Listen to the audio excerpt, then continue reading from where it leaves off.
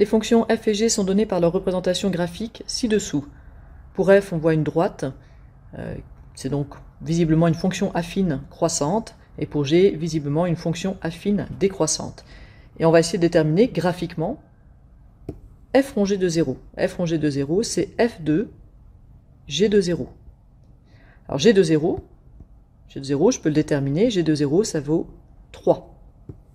Donc je dois faire f de 3. Et f de 3, ça vaut 0,5. G rond f de 0, ça donne g de f de 0. Je vais commencer donc par calculer f de 0, enfin par déterminer f de 0. f de 0, c'est moins 1. Je devrais donc faire g de moins 1. Et pour moins 1, je vois que pour x égale moins 1, j'ai un y de 3,5. Donc g rond f de 0, finalement, c'est 3,5. f moins g de 6, par définition, c'est f de 6 moins g de 6. f de 6, ça vaut 2. G de 6, ça vaut 0. Et j'ai donc 2 moins 0, c'est-à-dire 2. F rond f de 4, ça veut dire que je dois faire f de 4. Alors ce f de 4 là, il vaut 1, donc je dois faire finalement f de 1. Et f de 1, c'est moins 0,5.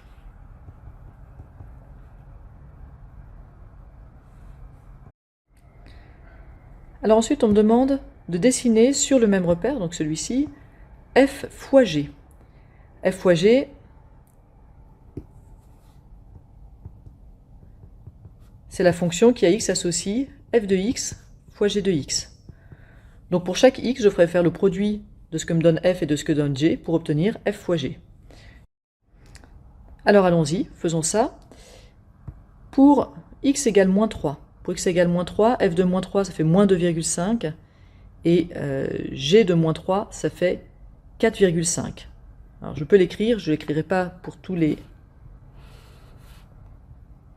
Donc f de moins 3 fois g de moins 3, ça donne 4,5 fois moins 2,5. Ce qui fait moins 11,25. Alors je ne peux pas le placer. Pour moins 2, je vais avoir 4 fois moins 2, donc moins 8, que je ne peux toujours pas placer.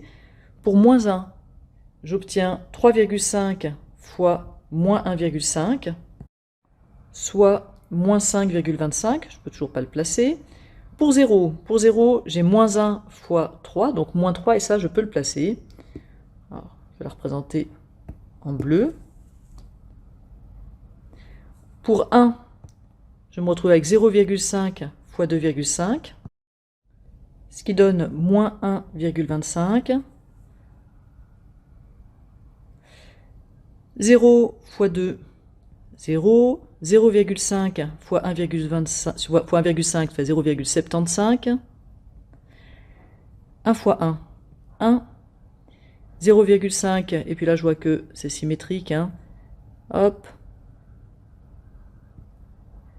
Alors je sais que c'est symétrique aussi parce que, en réfléchissant, hein, si je fais le produit d'une fonction affine, donc de degré 1 fois une fonction affine de degré 1, je vais avoir une parabole. Donc une fois que je commence à trouver ma symétrie, moi j'ai plus qu'à compléter.